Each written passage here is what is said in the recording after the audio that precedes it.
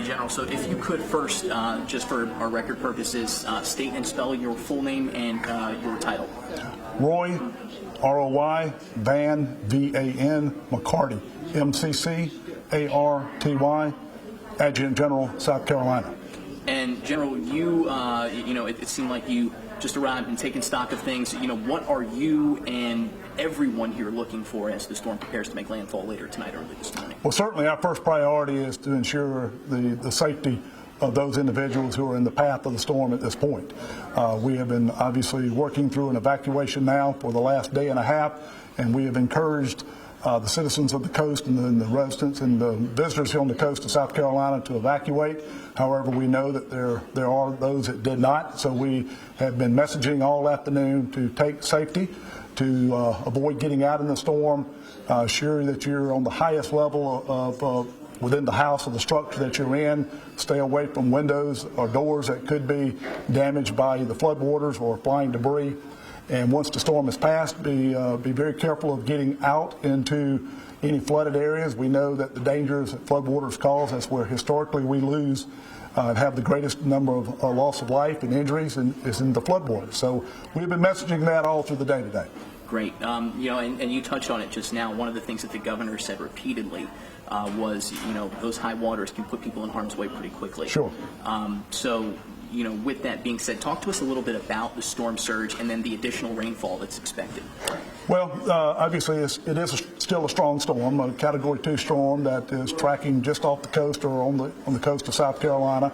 The winds and the tidal surge, along with waters that will come from inland rains, will converge there to create some significant flooding.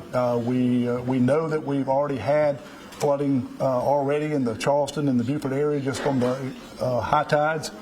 We know historically where those areas flood, and we have been cautioning people about that, but we are certainly not able to predict with a great degree of certainty where those floods and how significant they will be. So the word of caution is do not get out into flooded areas.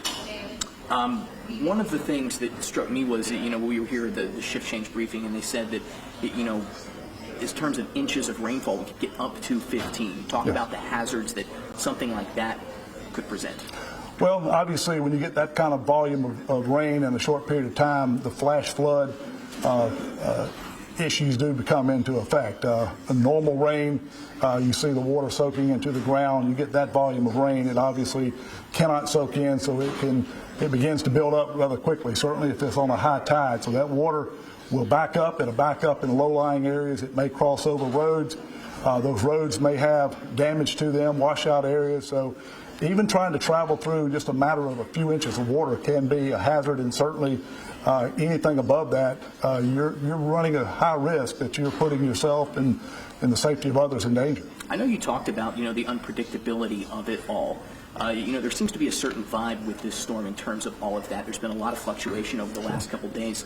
You know, so even if you can't say for certain, you know, which areas may be flooded greater than others, you know, does that almost present more of a sort of an additional layer of complexity when dealing with this type of issue, because you don't know exactly where things are going to be situated? Well, we have a good bit of science today that helps us predict those areas, and certainly that science gives us some strong indicators of the areas that we have identified as areas that we chose to place the evacuation on.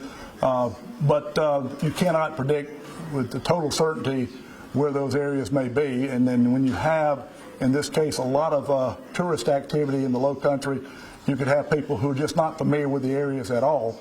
And so they may go into an area that may be prone to flooding and being cut off and not realize that. So again, the recommendation was to evacuate, but at this point in time, it is to secure adequate shelter and stay in that shelter until the storm passes. So what's our plan in terms of first response once we take stock of the damage and assess things into tomorrow afternoon?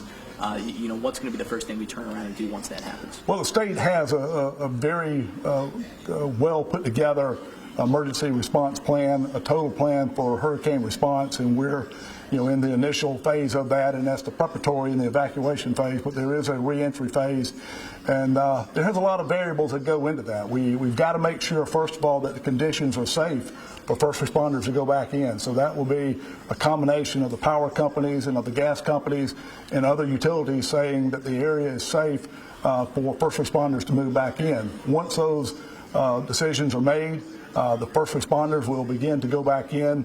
The Guard has a part in that. We have some debris clearing teams that are pre-positioned in the affected area, but we're not the sole source of those kind of resources there.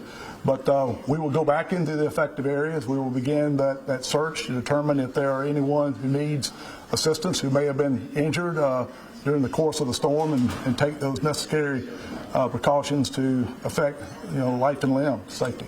Building off that last question from me, the FEMA programs that could be activated, obviously the state has a role in asking for that assistance.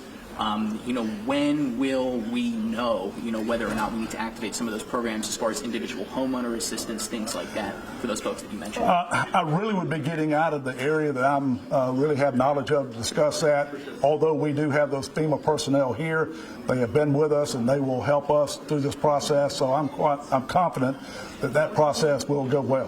What else haven't I hit on that you want to add and that you want to put out there?